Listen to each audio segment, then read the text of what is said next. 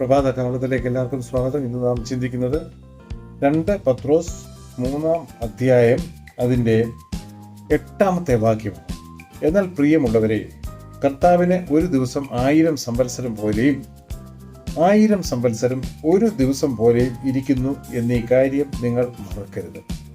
അതായത് ദൈവം കാലങ്ങളുടെയും ദിവസങ്ങളുടെയും മാസങ്ങളുടെയും വർഷങ്ങളുടെയും ഒക്കെയും അതീതനായ ദൈവമാണ്. ഇവിടെ പറയുന്നത് നമ്മളൊരു കാര്യം മറന്നു പോകരുത്. പ്രത്യേകിച്ച് വിശ്വാസികളോടാണ് അപ്പോസ്തലൻ സംസാരിക്കുന്നത്. നാം പലപ്പോഴും നമ്മളുടെ ബുദ്ധിക്കനുസരിച്ചും നമ്മളുടെ വിദ്യാഭ്യാസവും അറിവിനും അനുസരിച്ചുമാണ് നമ്മൾ സംസാരിക്കുകയും പ്രവർത്തിക്കുകയും ചെയ്യുന്നത്. ഇവിടെ ദൈവം പറയുന്നു, ദൈവം ഒരു കാര്യം നമുക്ക് വേണ്ടി ചെയ്യുമ്പോൾ നാം താമസം എന്നൊന്നും നമ്മൾ ചിന്തിക്കരുത്. എല്ലാം ദൈവത്തിൻ്റെ സമയത്ത് ഭംഗിയായിട്ട് നമുക്കത് ചെയ്തു തരും. ഇവിടെ പറയുന്നു, നാം ഒരു ദിവസം എന്ന് ചിന്തിക്കുമ്പോൾ കർത്താവിൻ്റെ അത് 1000 സംവത്സരം പോലെ ആയിരിക്കാം. എന്നാൽ 1000 സംവത്സരം ഒരു ദിവസം പോലെയും കർത്താവിനാകാം. അതാണ് കർത്താവിൻ്റെ ദിവ്യ വിചാരണയിൽ കാലങ്ങളെക്കുറിച്ചും ആണ്ടുകളെക്കുറിച്ചുമുള്ള നടത്തിപ്പ്.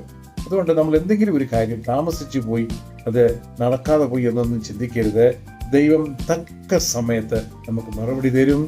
കർത്താവിന് 1000 സംവത്സരം ഒരു ദിവസം പോലെയും ഒരു ദിവസം 1000 സംവത്സരം പോലെയാണ്. നമ്മുടെ മറുപടി ദൈവം തന്നിരിക്കും. തക്ക സമയത്ത് പ്രവർത്തിക്കും. നിങ്ങളുടെ ഭാരവിഷയങ്ങൾ ദൈവത്തോട് പറയുക, അത്ഭുതം ദൈവം ചെയ്യും. തക്ക സമയത്ത് ചെയ്യും. പ്രാർത്ഥിക്കാം. പ്രിയ കർത്താവേ, ഭാരത്താലും വേദനയിലും ആരെങ്കിലും ഇരുന്ന്, കർത്താവെ എന്തുകൊണ്ട് ഇത് സംഭവിക്കുന്നു, ഇതുവരെയൊന്നും എന്നെ മാറ്റമുണ്ടാകാൻ സാധിക്കുന്നില്ലയോ എന്ന് ചോദിക്കുന്നവരുടെ മേൽ പരിശുദ്ധാത്മാവിൻ്റെ ശക്തി ഇടപെടണമേ. അങ്ങ് വലിയവനായ ദൈവമാണ്.